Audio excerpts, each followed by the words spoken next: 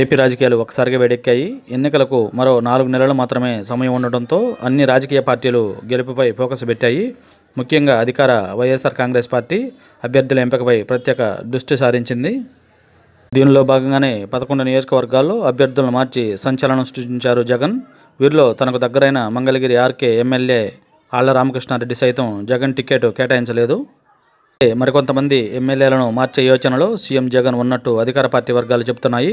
దాదాపు 40 స్థానాలకు పైగానే అభ్యర్థులను మారుస్తాననే ప్రచారం జరుగుతుంది. సర్వేల్లో వెనకబడిన ఎమ్మెల్యేలను పక్కన పెట్టాలని సీఎం జగన్ నిర్ణయించుకున్నారు. అయితే టికెట్ ఇవ్వని వారికి మన ప్రభుత్వం అధికారంలోకి రాగానే ఎమ్మెల్సీ పదవి లేదా రాజ్యసభ పదవులు ఇస్తానని పలువురికి జగన్ హామీ ఇస్తున్నారు. ఇప్పటి నుంచే జగన్ తీసుకున్న ఈ నిర్ణయంపై కొందరు ఎమ్మెల్యేలు అంగీకారం తెలపగా మరికొందరు కినుకు వహించారు. ఈ సమయంలో వేరే పార్టీకి వెళ్ళినా పెద్దగా ఒరిగేదేం లేకపోవడంతో టికెట్ దక్కని ఎమ్మెల్యేలు మౌనంగా ఉంటున్నారు.